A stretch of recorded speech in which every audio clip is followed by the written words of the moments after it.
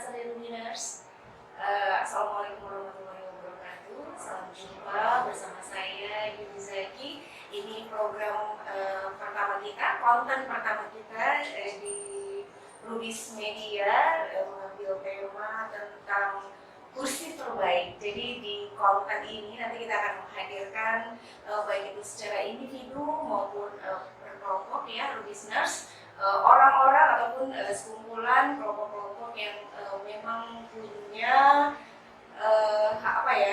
punya keinginan gitu ya untuk membuat masyarakat Kota Medan khususnya gimana supaya lebih maju lagi. Dan untuk konten perdana kita sudah hadirkan narasumber yaitu Bang Devri Nova Pasaribu SE. Beliau ini bisa dibilang adalah sebagai inisiator cuci AC masjid gratis. Halo, assalamualaikum. Waalaikumsalam. Gimana kabarnya Bang? Alhamdulillah masih diberikan kesehatan. Alhamdulillah.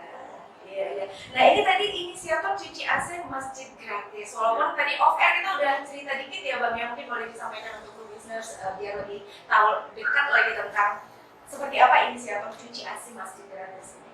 Iya. Terima kasih Kak Dini. Assalamualaikum seluruh pemirsa Rubis.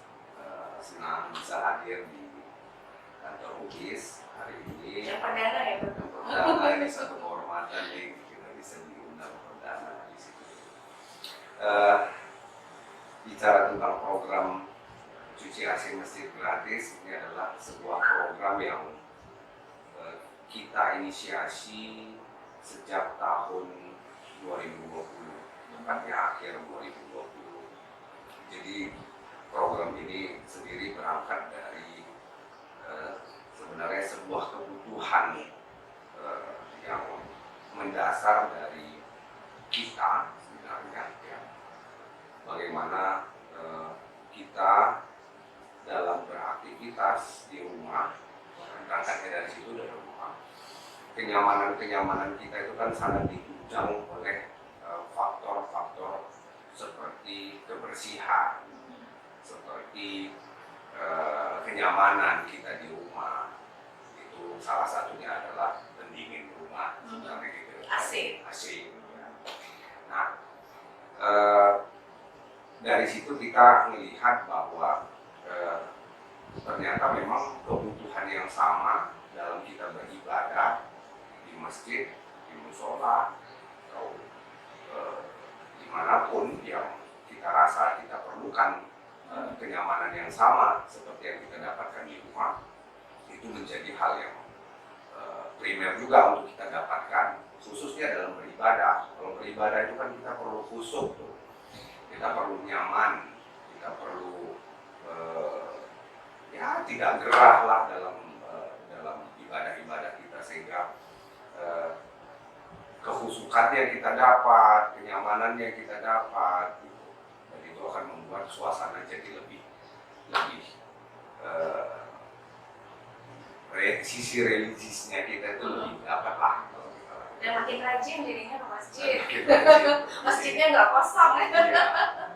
Oke, ini yang menarik nih, tadi penasaran nih Bang. Tadi kan kamu beberapa kali sebutin kita gitu ya. Nah ini secara personal Abang atau ada yang mendukung program Abang ini? Ya, kita ini sebenarnya dalam makna kita sebagai sebuah kumpulan dari beberapa orang, gitu.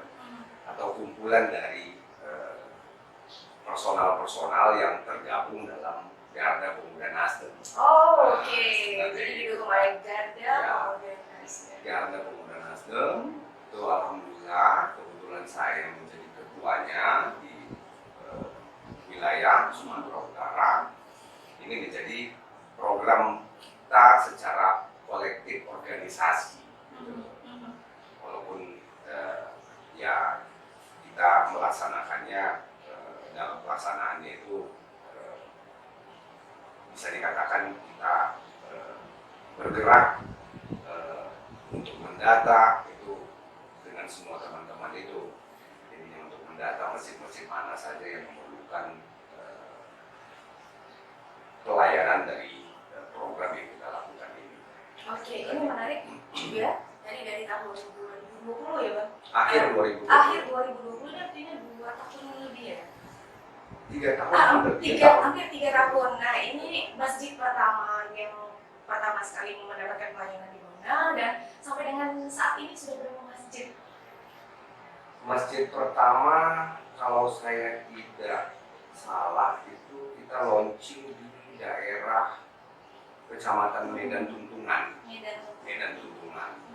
Jadi sebelum ke launching ini kan kita punya tahapan-tahapan tuh. Waktu itu kita ide muncul, kebutuhan ada, ide muncul, kemudian kita kan harus mempersiapkan sarana dan prasarananya, yaitu kita menggunakan satu unit pick up, misalnya kita harus membeli peralatan-peralatan pendukungnya gitu.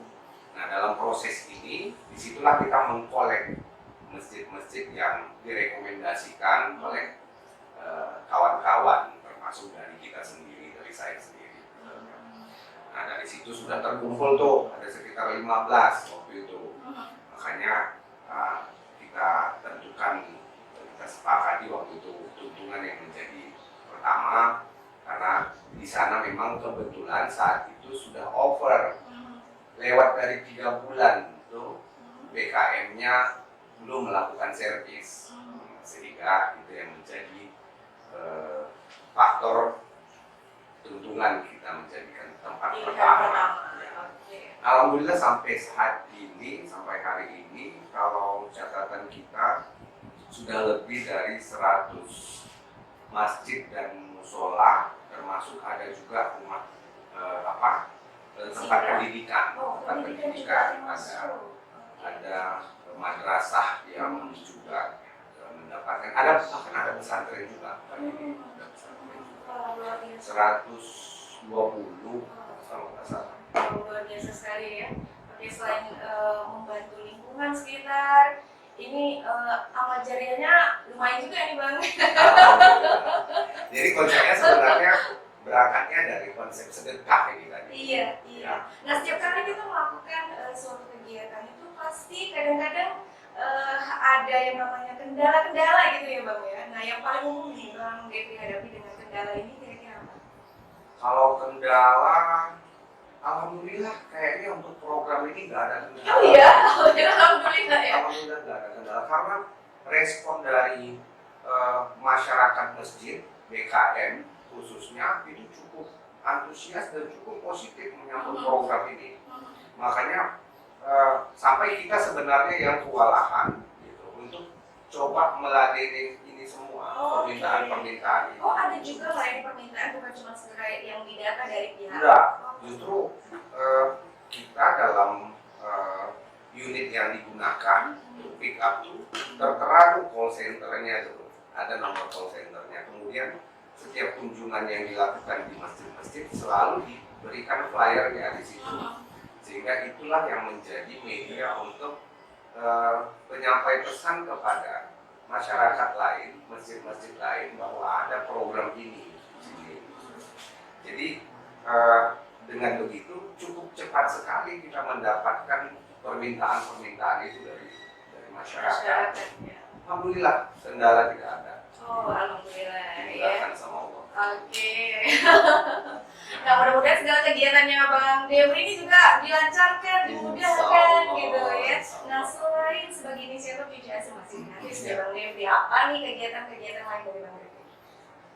Ya, saya tadi udah saya bilang saya juga sebagai ketua Garda Pemuda Nasdem tadi, kemudian sehari-hari ya juga sebagai seorang wirausahawan, ada bisnis yang saya jalani, kegiatan ekonomi, tapi ada juga kegiatan politik yang saya jalani juga, yang saya miliki juga. Ini udah mau menuju Bang, gimana Bang? Menuju 2024, boleh dong kasih bocoran dikit gimana strateginya, apa nih ke depannya harapannya, ayo. Alhamdulillah saya hari ini mendapat kesempatan untuk mengikuti kontestasi pemilihan legislatif DPRD Provinsi Sumatera Utara tadi ini. Dapilnya, daerah pemilihannya Sumut 2. Sumut 2 itu ada 10 kecamatan di Kota Medan ini. Dan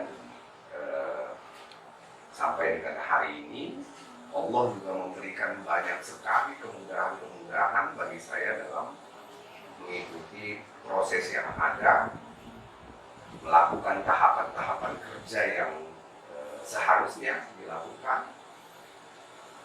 Karena saya pikir apa yang kita lakukan hari ini, apa yang saya lakukan hari ini, itu justru menyambung dari apa yang sudah pernah kita buat sebelumnya.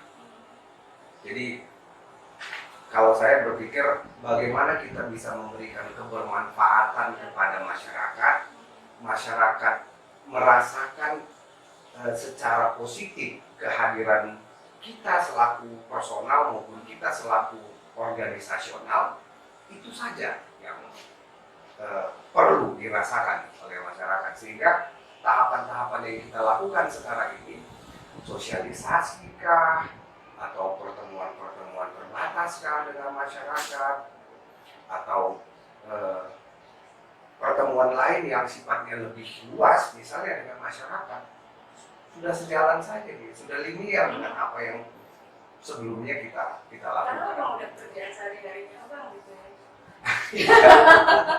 Jadi tinggal mengikuti aja dan mudah-mudahan waktu yang diberikan Tuhan pas sehingga nanti bisa jadi dia. Amin, mudah-mudahan ya. Bang, ini kita udah mau di penghujung perbincangan. Semoga dengan program servis AC Masjid Gratis yang berinisiasi ini bisa membantu masjid untuk memelihara kondisi AC masjid dan akan menambah kenyamanan lagi buat para jemaah ketika berada di masjid. Ini luar biasa sekali Bang pahalanya ya. Nah, kalau untuk abang sendiri pesan dan kesan untuk listeners yang sedang menonton kita nih, kira-kira apa? Atau saya bingung ya. Ya, pesannya mungkin bagaimana kita bisa menularkan semangat untuk selalu memberikan sesuatu yang bermanfaat, sesuatu yang bisa dirasakan positif kepada masyarakat. Jadi dari konsep ini sebenarnya kan mengutip hadisnya riwayat Ahmad, khairun nas anfa'uhum linnas, sebaik-baik manusia adalah manusia yang memberikan kebermanfaatan kepada orang lain. Jadi saya pikir sekecil apapun yang bisa kita lakukan untuk memberikan kebaikan, manfaat bagi orang lain, lakukanlah itu. Untuk pemirsa Rubis, khususnya anak-anak muda, ini kesempatan bagi kita. Jangan salahkan waktu yang cepat berlalu, tapi salahkan diri kita yang tidak melakukan sesuatu atau terlambat dalam melakukan sesuatu. Wih, keren sekali. Tapi Bang, kelihatan kita bukan di akhir. Masih kita kan sesi sedikit lagi waktu ya Bang ya, nggak lagi dalam keadaan sibuk ya Bang. Jadi ini ada pertanyaan dari para listeners ya. Ini sedikit lah ya Bang, kita ulik tentang politis dan finansial nih, soal balik modal. Nah ini tadi kan Abang cuci bersih pelayan masjid-masjid kan biaya tuh. Nah ini kira-kira apa Abang perlu balik modal lagi tuh gimana? Program yang sudah kita lakukan Kak Dini itu program yang sifatnya amal, tidak ada korelasinya atau tidak kita hubungkan semua program-program yang sudah kita lakukan yang bentuknya seperti itu bermuamalah gitu.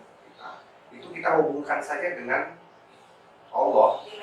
Ya, kita niatkan itu karena Allah gitu. Dan kita mohon ganjarannya, pahalanya cuma dari Allah. Karena kita yakin tuh ada firman Allah tuh yang menyatakan soal bahwa ketika kamu menitipkan yang kamu punya dengan asal yang baik-baik itu, maka Allah akan menggantinya dengan banyak. Kemudian kepada Allah lah kamu akan dikembalikan. Kalau saya tidak salah, memudahkan segala urusan. Artinya begitu tuh dalam Quran surat Al-Baqarah ayat 245. Jadi saya selalu mengorientasikan semua yang kita lakukan itu semata-mata hanya karena Allah saja. Amin. Amanah terus ya Bang ya. Oke. Nah ini kemudian Abang terjun ke dunia politik, bisa dibilang sudah lama? Saya sebenarnya kalau masuk dalam dunia politik ini, dari dunia politik praktis, itu sejak 2005 sudah. Wah, sudah lumayan mengetahui lah bagaimana di dalam dunia politik seperti apa ya Bang ya. Kira-kira gimana nih Bang keluarga dengan Abang memilih dunia politik untuk dijalani seperti apa responnya? Kalau keluarga sebenarnya fine-fine saja di situ karena terutama ibu dan bapak itu juga sudah mengetahui aktivitas kita dalam berorganisasi sejak di mahasiswa tadi. Jadi di mahasiswa itu memang kita sangat aktif sekali dalam berkegiatan organisasi. Itu kita masuk kuliahnya sebenarnya dulu tuh siang tadi nih, tapi pergi dari rumah itu pagi Ya. pulangnya malam. Jadi waktu kuliah kita tuh hanya 2 jam, sisanya dari pagi sampai malam itu dipotong 2 jam kita habis itu dalam kegiatan kita di organisasi. Nah, ibu dan bapak kita udah paham betul dengan aktivitas itu dan mereka juga sangat support dengan yang kita lakukan. Pasca dari kampus kita mulai dalam kegiatan organisasi politik di luar dan ibu dan bapak juga mensupport. Wah, artinya tidak ada masalah ya Bang ya. Oke, luar biasa. Jadi tadi sesuai juga sih dengan closing statement Abang yang sebelumnya tadi ya, bahwa kita memang harus benar-benar memanfaatkan waktu kita itu sebaik mungkin gitu ya, jangan ada tunda-tunda gitu ya, karena apa yang kita lakukan sekarang mencerminkan kita di masa depan, benar nggak sih Bang? Kemudian seoptimis apa Abang bisa nanti memenangkan perjuangan ini? Semuanya kita lakukan dengan ikhtiar maksimal di sini. Kemudian saya berdoa kepada Allah dan saya mohon juga doa dari orang tua, dari istri, dari anak, dari keluarga, dari seluruh teman-teman. Kalau memang posisi ini menjadi posisi yang akan diberikan keberkahan dan ridho dari Allah, maka ini bukan hal yang sulit untuk kita dapatkan. Saya selalu menanamkan itu dalam cara berpikir saya kan ini. Jadi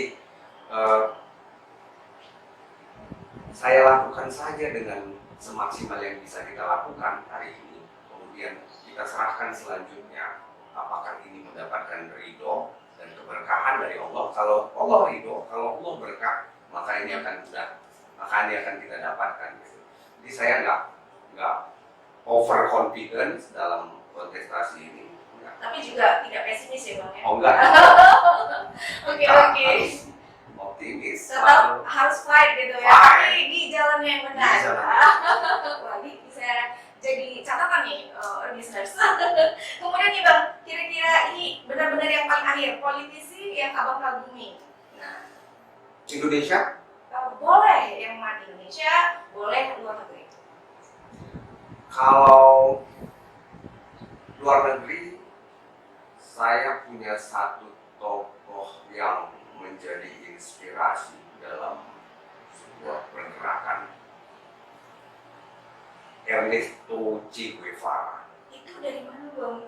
Namanya juga sulit ya disebutin ya, harus olahraga bibir dulu ya. Jadi Ernesto Che Guevara ini tokoh pergerakan untuk sebuah revolusi di Kuba. Oke. Bersama dengan mantan presiden Fidel Castro. Kenapa Abang bisa kagum dengan dia? Kebijakannya? Dia punya komitmen untuk tetap berada dalam garis perjuangan gitu. Dia bisa konsisten untuk tidak mau tergoda oleh banyaknya kemungkinan tawaran untuk melemahkan semangat perjuangan itu, dan itu bisa dia lakukan melalui perjuangan yang Saya pikir tidak mudah karena dia harus hidup di hutan, dia harus bergerilya di sana. Dan semangat itu menginspirasi kita untuk ini semangat anak muda nih, semangat kalau memang mau berjuang, mau menuju sebuah perubahan, harus ada keberanian, harus ada kegigihan dan konsistensi untuk mempertahankan itu. Itu luar negeri dari Kuba. Namanya tadi abang kayaknya bisa nyebutin lah. Kalau dari Indonesia sendiri? Indonesia, saya